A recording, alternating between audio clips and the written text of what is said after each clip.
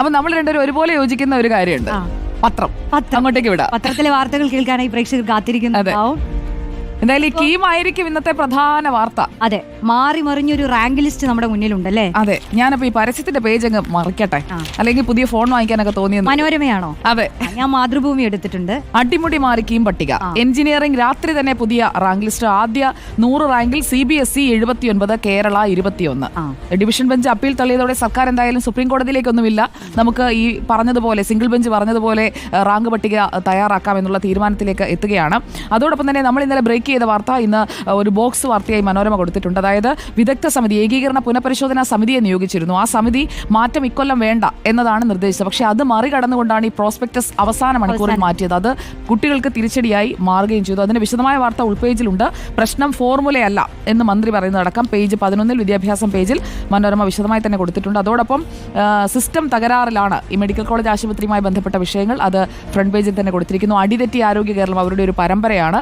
അതോടൊപ്പം 6 മെഡിക്കൽ കോളേജുകളിലെയും ദുരിത കാഴ്ചകൾ വിശദമായി തന്നെ ഉൾപേജിൽ നൽകിയിരിക്കുന്നു. പൗരത്വത്തെക്കുറിച്ച് ഇന്നലെ ബീഹാറിലെ തീവ്ര വോട്ടർ പട്ടിക പരിഷ്കരണം, അതുമായി ബന്ധപ്പെട്ട വാർത്തയാണ് പ്രാധാന്യത്തോടെ മറ്റൊരു വാർത്തയായി നൽകിയിരിക്കുന്നത്. അതോടൊപ്പം തന്നെ VCS ധിക്കരിച്ച രജിസ്ട്രാർ ഓഫീസിലെത്തി. കേരള സർവകലാശാലയാണ് ഇപ്പോൾ ഒരു ആക്ഷൻ സീനായിട്ട് മാറിയിരിക്കുന്നത് അല്ലേ? ഒരു ഷാജി കൈലാസ് ചിത്രമാണ്. അതെ, സത്യം. അല്ല, അപ്പോ നമ്മുടെ മാതൃഭൂമിയില് കീമ് തന്നെയാണ്. നമുക്ക് ഇന്നലെ നമ്മൾ അറിയാലോ, നമ്മുടെ കഴിഞ്ഞ പഴയ റാങ്ക് ലിസ്റ്റിൽ 5ാം സ്ഥാനത്തുണ്ടായിരുന്ന ജോഷുവ, അവരുടെ പ്രതികരണം നമ്മൾ ഇന്നലെ എടുത്തിരുന്നു. ജോഷുവ ജേക്കബ് തോമസിനാണ് 1ാം റാങ്ക്. പട്ടികയൊക്കെ മാറി മറിഞ്ഞു. കഴിഞ്ഞ തവണത്തെ 1ാം റാങ്കുകാരൻ ഇപ്പോൾ 7ാം റാങ്കാണ്. അതെ, അവനെ ഓർത്താണ് എനിക്ക് വിഷമം. അതെ, മാത്രമല്ല ഈ നമ്മുടെ സ്റ്റേറ്റ് സിലബസ് പിള്ളേരുടെ ഒരു അവസ്ഥയും കഷ്ടം. കുറെ കുട്ടികൾ മെസ്സേജ് അയക്കുന്നുണ്ട്. അപ്പൊ നമുക്ക് കുറച്ച് പേരെങ്കിലും ഒക്കെ കേൾക്കാനൊക്കെ ശ്രമിക്കാം. കാരണം അവർക്ക് ഇപ്പോൾ റാങ്കിലൊക്കെ വലിയ മാറ്റമാണ് വന്നിരിക്കുന്നത്. അപ്പോൾ അവരുടെ പ്രവേശനമടക്കം അനിശ്ചിതത്വത്തിലാകുമോ എന്നൊക്കെയുള്ള ആശങ്കകൾ കുട്ടികൾക്കുണ്ട്. കാരണം അവർ ആദ്യത്തെ റാങ്ക് പട്ടിക വരുമ്പോൾ പ്രതീക്ഷിക്കുമല്ലോ അഡ്മിഷൻ എന്തായാലും കിട്ടും, അപ്പോൾ എനിക്ക് ഞാൻ ഇന്ന് ഉദ്ദേശിക്കുന്ന രീതിയിൽ മുന്നോട്ട് പോകാം. അപ്പോൾ അവർക്കൊരു തിരിച്ചടി ആയിട്ടുണ്ടെന്നുള്ള. പിന്നെന്താണ് പ്രധാനപ്പെട്ട വാർത്ത? പിന്നെ ബീഹാറിലെ വോട്ടർ പട്ടികയുമായി ബന്ധപ്പെട്ട് മാതൃഭൂമി ആധാറും പരിഗണിക്കണമെന്ന് സുപ്രീം കോടതിയുടെ പ്രധാനപ്പെട്ട നിരീക്ഷണം, അതിനെക്കുറിച്ച് പറയുന്നുണ്ട്. മറ്റൊന്ന്, നമുക്ക് ഇന്ന് ആ വാർത്ത ഉണ്ട്, അത് ഈ കാരണവർ വധക്കേസിലെ പ്രതി ഷെറിന് മോചനം. അപ്പൊ നമുക്ക് അതിന്റെ കൂടുതൽ വിശദാംശങ്ങളൊക്കെ നമുക്ക് കുറച്ച് സമയത്തിന് അതാണ് നമ്മുടെ വാർത്തയിൽ തന്നെ കൊടുക്കാവുന്നതാണ്. മാധ്യമത്തിലേക്ക് വന്നാൽ ആധാർ ഇവിടെ ഒരു ടെന്നീസ് പ്ലെയറിനെ അച്ഛൻ വെടിവെച്ചു. റീലെടുത്തത് അച്ഛനെ പ്രകോപിപ്പിച്ചു. ഇത്തരം സംഭവങ്ങളൊക്കെ ഇങ്ങനെ കൂടിക്കൂടി നമുക്ക് മാധ്യമത്തിലേക്ക് ഒന്ന് പെട്ടെന്ന് വന്നു കഴിഞ്ഞാൽ വളർത്തുപൂച്ച മാന്തിയ വിദ്യാർത്ഥിനി മരിച്ചു. വളർത്തുപൂച്ച ഒന്നുമില്ലല്ലോ അല്ലേ?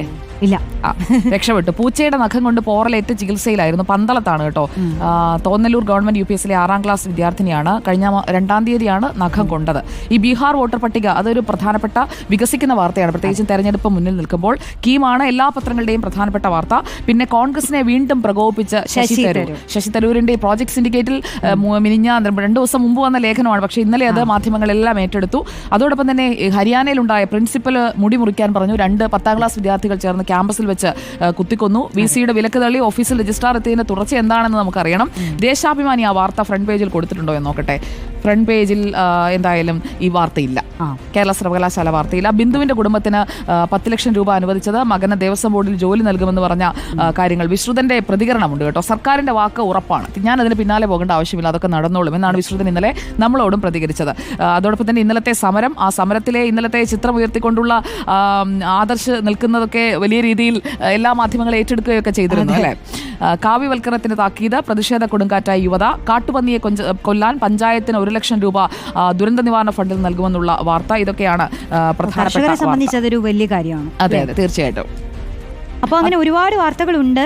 ഇല്ല, നമുക്കും അതെ, ഇന്ന് കുറേ വാർത്തകൾ നിറഞ്ഞിരിക്കുകയാണ്. അതെ, അപ്പോൾ നമ്മുടെ പൂജ സുരേഷ് ഇങ്ങനെ വാർത്തകളെല്ലാം തയ്യാറായിരിക്കുന്നു എന്ന് അണിയറയിൽ നിന്ന് അറിയിക്കുന്നുണ്ട്. അപ്പോൾ Roshni, have A nice day. Thank you കേട്ടോ. ഉഷാറാവട്ടെ ഇന്നത്തെ ദിവസം. അപ്പോൾ പോയി ഒരു കട്ടൻ ചായ ഒക്കെ കുടിച്ചോളൂ.